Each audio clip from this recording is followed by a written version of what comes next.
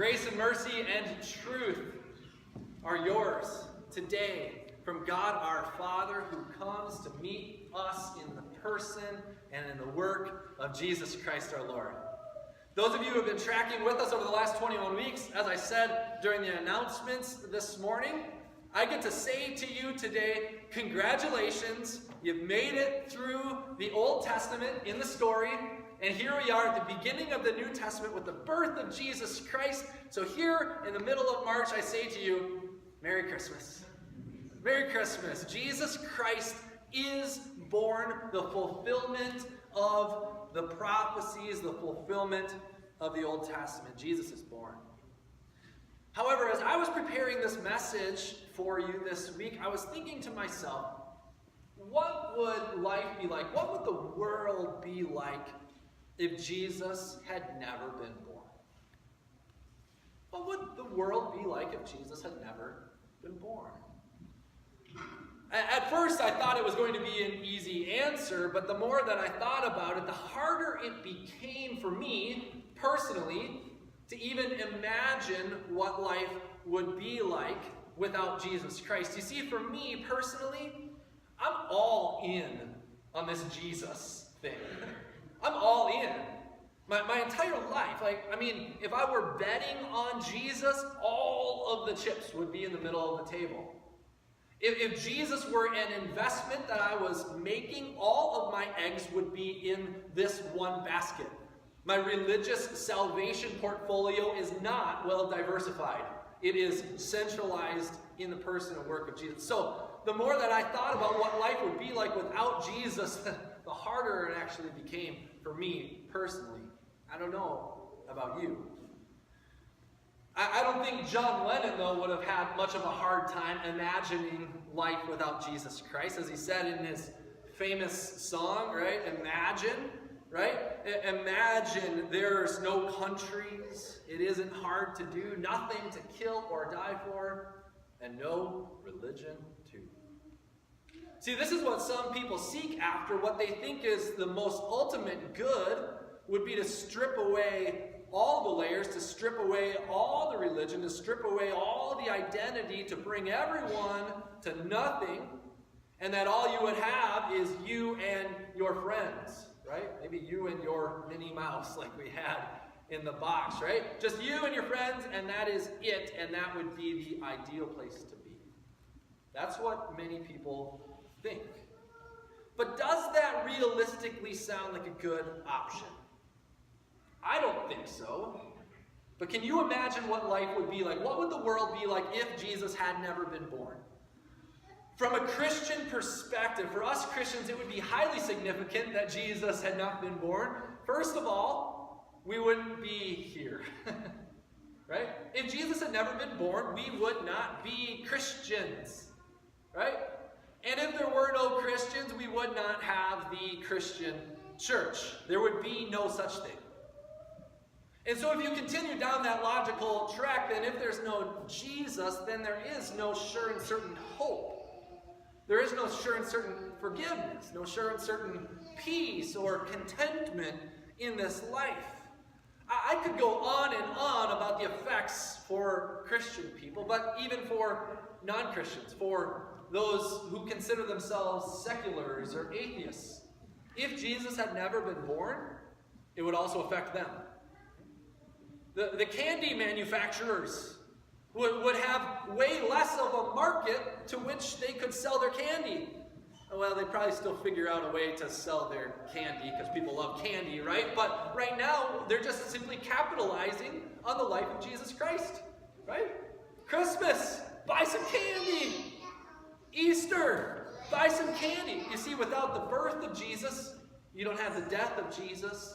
And without the death of Jesus, you don't have the resurrection. So if you count out Christmas, you got to count out Easter as well, right? This essentially then puts Santa Claus and the Easter Bunny out of business, right? None of that. Those things do not exist. But even on more serious issues, if there were no Jesus and there were no Christians, Christians are statistically throughout the world the most charitable people in the world. Financially, of time, So if it were not for Christ and the Christian call to charity, this world would suffer. This world would suffer. Communities would be in trouble if it were not for church, and church only exists because of Christ. So if Christ had not been born, this world would be in a much different place. Let's just say that. But here's the reality. Jesus Christ was born. It is a historical fact. This is not just a mythological story. It is a recorded fact, even outside of the Bible. And this is why people who even want to deny the true meaning of Christmas can't deny the reality that Jesus was born. You can't write it off. So because he was born, then we're forced to ask the question, does it mean anything? So what? So what that Jesus was born? Does that bear any meaning in our lives and in this world? And the simple answer as a Christian is yes, of course. Yes, of course it matters. When I was at the Best Practices Conference in Phoenix, Arizona, almost 3 weeks ago now, I heard a pastor who was presenting, and this pastor describes the work of Jesus Christ in a simple way, and I want to share it with you. Whenever he's talking to somebody about who Jesus is and what it is Jesus has done, he focuses on three things, three images that Jesus bore in his life. A manger, a cross, and a crown. Let me say it again. Manger, cross, and crown. This is who Jesus is. He was born in the flesh, right? In a manger, in humility. God, the Word, became flesh, took on flesh for us. He is called what? Emmanuel, which means God with us. So God is not just out there. God came here in a manger, born of a virgin for you and for me. A manger. A cross. On the cross is where Jesus fulfilled all this Old Testament stuff we've been talking about. All the commands and the statutes, all the sacrificial system that no sinful human could keep, Jesus did, and he poured out his blood on the cross as an innocent man to die for your sins and for mine. A manger, a cross, and a crown. What is the crown? It is the fact that Jesus did not stay dead, but he rose from the dead, and he sits at the right hand of God the Father Almighty, and he is the King of Kings and Lord of Lords. How many times in the last 21 weeks have you seen and learned the names of earthly kings? Right? Over and over and over. Some good, some bad, none perfect. But what happens to all of those kings? They die. What happened to Jesus? He rose from the dead. Therefore, Jesus is not just king over Israel. He's not just king over a country in this world. He is king over all for all of eternity because he lives. He lives. And because he lives, he is still here with us. His Spirit is among us, full of grace and truth. And you are his. And he dearly loves you. Manger, cross, and crown. Jesus came. Jesus came to fulfill all that the Old Testament has been trying to get people to do, and all the Old Testament has been pointing to in the Messiah. Jesus fulfills it. He takes on flesh. He takes on your brokenness. He takes on your sin. Your God is not far away. Your God is so near to you. Therefore, he is with you in your struggles. He is with you in your darkness. He is near to you when you feel far away, when you feel isolated. God Almighty is with you. Where you go, he goes. Where you walk, he walks. Where you talk, he speaks. Where you serve, he is serving because he is that close to you. In this front row here is a good contingent, if not almost all of the mission team of college students that went to Denver, Colorado over their spring break. They left a little bit over a week ago on a Saturday, In the last day and a half, they've traveled 1,300 miles in vans, across 2 time zones, and a time change. They got in at 11:30 last night, and here they are. And they're here today, well, because they want to be, but also because I asked them to be. And we want to invite some of you, who's coming forward? Some of you are coming forward to say something about your trip, right? We've got this well planned out because they were here at 11:30, right? Okay, come on, guys.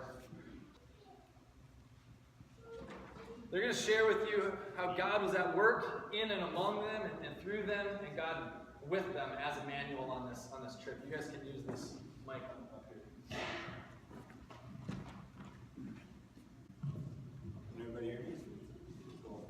All right, so as Pastor said, we went on a mission trip this past week, and we set the theme at the beginning of the week as service and solitude. So there's really 2 aspects to what we were trying to achieve here. The service aspect, it's a mission trip. We were going to serve 2 groups of people. The people of Main Street Ministry, those are the people in downtown Denver, people who don't necessarily have the financial resources that we do. So we went to help them with food, and along with that we brought the gospel to them, the message of God, and the forgiveness of sins. And so that was the service aspect. And then at Lutheran Valley Retreat, it's a camp. If you've heard of Camp Luther, it's a lot like Camp Luther, but it's in the mountains of Colorado. So we drove for probably 45 minutes on a dirt road to get there. It's way out in the middle of nowhere, and that was the solitude aspect. We did do a lot of service there, but the service was physical labor, so we were able to be in our own thoughts many times, and it gave us an amount of peace that we don't usually get during the school year with all the commotion of exams and what have you. So that was really the 2 parts of our mission trip. And Riley here is going to tell about one of them. So at Lutheran Valley Retreat, we, kind of like what Nick was saying, we did a lot more physical labor. Some of the projects that they had us doing were setting up like a hammocking spot. So we dug holes into the side of a mountain. And then I know a lot of people had some trouble with that, but that was something that really, made us work together. I know other people were moving boulders, helping them clear out some of their land. We started to help unmill the deck that they wanted to create something else with. So it was a lot of that, manual labor kind of stuff. But we also got a chance to do a lot of really fun things at the camp. I personally went on a hike on one of the mornings and saw a sunrise on a mountain, which was really cool. And again, it was just some time to be alone with God and really focus on that solitude aspect. I know there's some people that went on horseback rides, and we even got to do some rock climbing and rappelling, which I had a lot of fun with. That was new to me. And so Marcus is going to talk about Main Street. So last Sunday we arrived in downtown Denver and to a ministry called Main Street Ministries. Has a weird name, but the street of Colfax is called the Mean Street because life on the streets is mean and tough. And we walked into a church building and gymnasium, not too different than ours. And the first sight that we saw was 2 tents set up against the wall, and that was housing for 2 families. They had started a cold weather shelter that people could drop in free of charge. They provided dinner. They could make their own meal with food in the food pantry that was provided, and they had a place to stay, and they had their boundaries of a tent basically, and they provided air mats and sleeping bags and materials like that. And so there were 2 young families that were there that were staying. We got to play with them. 5:30 in the morning, we turned the lights on in the gymnasium, got them going, and by 7 o'clock we had to ask them to leave. It's a difficult and emotional kind of experience asking a family of 2 or 3 or 4 kids to leave and go out into the cold at 7 a.m., but they went to school, or the fathers or mothers were going to work. And so that was part part of our ministry there was in the shelter. And what awesome joy these kids had, and the parents, no different than some of the young families we have here in our congregation as well. We did physical labor throughout the day. Main Street has a cafe, so if you live on the street or you need some help, you can come and have a fresh cup of coffee and warm up. You can go through the food pantry and pick up groceries. We frequented the Nutella corner of the food pantry and enjoyed that as well. I would have loved to shop in the food pantry. Donations from members of congregations just like this filled their shelves and rebuilt new shelves so they could come in and just have what they needed. And basically have basic necessities, much like we have in a lot of ways, which was just awesome. And then they moved along. They had free haircuts for people. They kind of clean up. One of our guys needed some cleaning up, so he partook in the haircut. You may see that in the video after the offering. And then evenings we went onto the streets. My aunt lives in the area, and I told her where we were at. She was like, "You're where? You shouldn't be there." And a lot of times we rolled up in 2 white vans in areas that they were doing stuff my mother told me never to be part of on street corners, and drugs were being sold and things like that. But we kind of rolled in 2 big white vans, spread out, with Bibles and burritos in hand, knocked at hotel doors, and said, "Hey, can we give you food? Can we pray with you?" And amazingly, doors opened up, and people shared their stories as they're in this transitional living experiences. They'd probably be there for a couple of days because their money would run out, or they're there for a week waiting for a new paycheck to show up so they could go back to another location or transition, or that was just their life, and that's where they were living. One story from that experience, and there's lots of them, is Chris and I and another lady. There was a lot of volunteers, ages of all kinds, kind of like you guys. So this was very pertinent to who you are sitting in the pews this morning. We knocked on a door. It said Main Street Ministries. Would you like some food? The door had opened up, and there was an older gentleman, probably 60s, could have been younger. He'd been lived life on the streets, and he'd had a few drinks. You could tell he was sitting on the couch on his bed, couldn't really move to the door too much, and the gal that was with us had moved in and was talking and praying with him, and he needed to hear the message that Pastor just shared with us, that Jesus is there with you. He had lived a hard life. He was really angry at God. He didn't understand why he had such hardships. We offered to pray, and he didn't want anything. He said he didn't know how to pray. He asked us to close the door behind us, and we kind of closed it beyond the way. Chris and another couple of groups that were in the alley started praying for us. And later on, Chris goes, "You know what was interesting was when that group in the alley started praying for you, and this guy named was James, his whole personality and demeanor changed. He was open to prayer all of a sudden.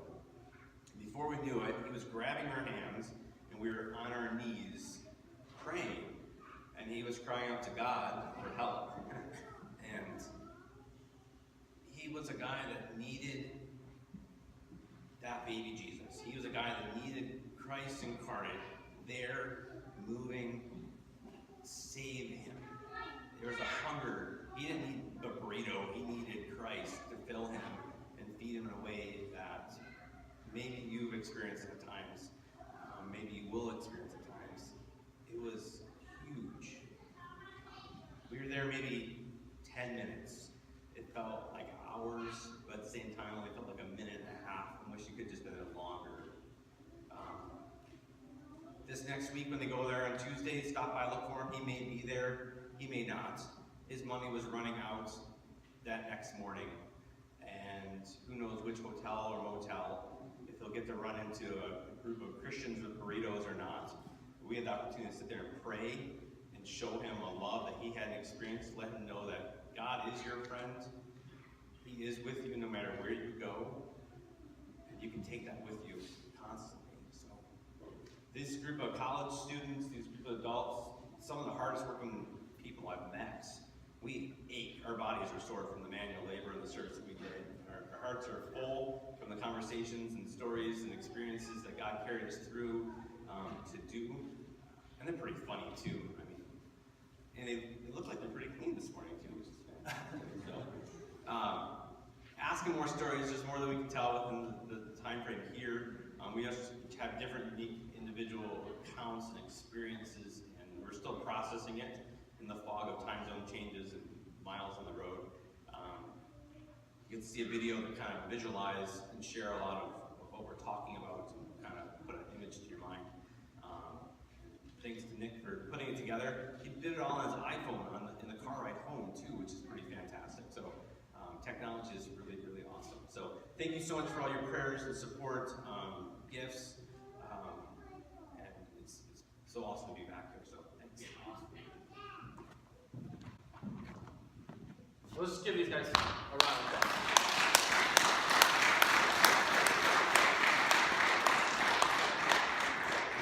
Thank you for your willingness to share, and I don't need to say much more other than this. One last final thought. As you heard, as you witnessed in those stories, and Marcus even said the word incarnation, God incarnate. That is the story of Christmas, incarnate. You know the word carne. You know that word in other languages, carne, carne asada, right? It means meat, steak, flesh, right? Incarnate means in flesh. God in flesh. This is who Jesus is. God in flesh. For who? You. For me. Right?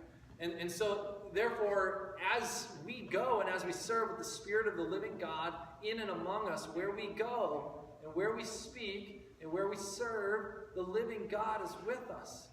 And so as you go into your homes, into your places of business, into your places of work, you go as Jesus to those you interact with.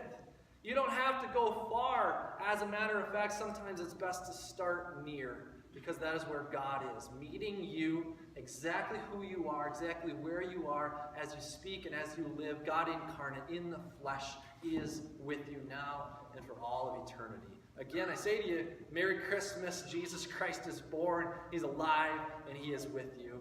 In his name,